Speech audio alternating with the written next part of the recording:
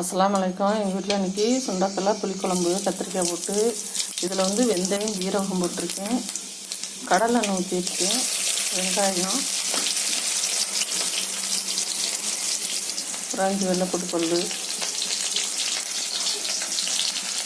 இன்னும் கருவேப்பிலை, 4 கத்திரிக்காய் கட் பண்ணி வச்சுருக்கேன், அதையும் இதில் போட்டுருவேன். கொஞ்சம் போல் உப்பு இப்போ வதங்கி வச்சு சுண்டல் நைட்டே ஊற போட்டு ஒரு 2 விசில் வச்சு எடுத்துருக்கேன். அதையும் போட்டுடலாம். தக்காளி 2 பழம், பெரிய பழம் கையிலே வச்சு எடுத்து வச்சுருக்கேன், அதையும் போட்டுடலாம். இது வீட்டில் அரைச்சி வச்ச மசாலா பொடி, 3 ஸ்பூன் மசாலா பொடி, 1 ஸ்பூன் மிளகாத்தூள், அதையும் போட்டுடலாம்.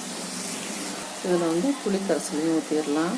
ஒரு சின்ன எலுமிச்சம்பழம் சைஸு புளி எடுத்து ஊற வச்சு, அரிசி கலந்த தண்ணியில் புளி ஊற வச்சு கரைச்சி ஊற்றினா ரொம்ப நல்லாவும் இருக்கும், உடம்புக்கும் நல்லதும் கூட. கழனி தண்ணி ஏற்கனவே உப்பு போட்டால் அதனால் கொஞ்சம் போல் உப்பு, 2 பச்சை மிளகாய் கீரி போட்டுடலாம். நல்லா கொதிக்கட்டும்.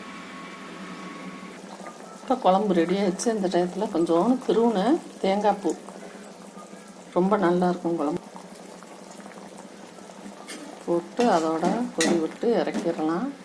சுண்டக்கடலை கத்திரிக்காய் புளிக்குழம்பு ரெடி ஆயிடுச்சு. இப்போ ஸ்டவ் ஆஃப் பண்ணிடலாம்.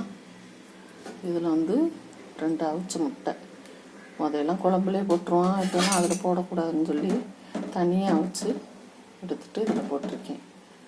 புளிக்குழம்புக்கு நல்லாயிருக்கும். இந்த மாதிரி செஞ்சு பாருங்கள். அஸ்ஸலாமு அலைக்கும்.